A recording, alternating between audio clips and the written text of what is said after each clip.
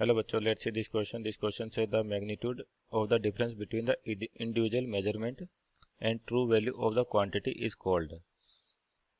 तो ये आपका क्वेश्चन है एरर और मेजरमेंट का। तो यहाँ पर सबसे पहले तो की कॉन्सेप्ट लिखे अपन, की कॉन्सेप्ट।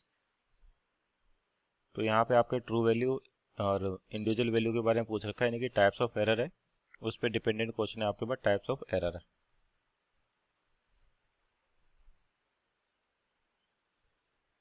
तो आपके पास जो एरर होती है, एक तो होती है सिस्टम। तो सिस्टमेटिक एरर किसकी वजह से? तो ड्यू टू इंस्ट्रूमेंट।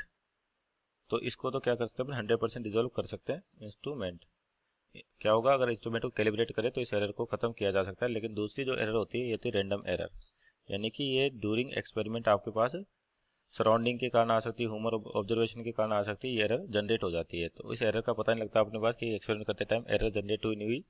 तो इसलिए क्या करते हैं, इसको मिनिमाइज करने की कोशिश करते हैं और उसके लिए क्या करते हैं, एक्सपेरिमेंट करते हैं और उसको रिपीट किया जाता है काफ़ी टाइम। तो जैसे मान के चले कि आपका कोई भी एक्सपेरिमेंट हो रहा है जिसमें अपन reading I R1 R2 R3, इस तरीके से और भी हो सकती हैं। तो ये जो R1 R2 R3 है, इसको बोलते हैं मेजर्ड वैल्यू, मेजर्ड वैल्यू। या फिर यहाँ पे जो लिखा हुआ है इंडिविजुअल मेजरमेंट वैल्यू लिखा कि ये, और इन्हीं में से और एक्सपेरिमेंट जो करे तो फिक्स उसकी कोई ना कोई ट्रू वैल्यू होगी। तो अपने एक्सपेरिमेंट किया और यहाँ पे 3 रीडिंग ली, तो इन तीनों का एवरेज ले अपन, तो इसको बोलते हैं मीन। तो मीन क्या हो जाएगा आपके पास, R1 plus R2 plus R3 divide by 3। तो ये अपन ने क्या, इनकी मीन रीडिंग ले ली और यहाँ से जो वैल्यू आएगी उसको अपन मानते हैं कि हाँ वो ट्रू वैल्यू को अप्रोच कर रही है, पर ट्रू वैल्यू होगी ऐसा कोई जरूरी नहीं है। कि आपके पास जो रीडिंग आई इसको बोल देते R डैश और इसको बोल देते ट्रू वैल्यू को अप्रोच कर रही है आपके पास। तो यहाँ से क्या होगा, ट्रू वैल्यू और जो एक्सपेरिमेंट रीडिंग आ रही है यहाँ से एरर निकाले अपन, और इस एरर को कहते हैं अपन एब्सोल्यूट एरर।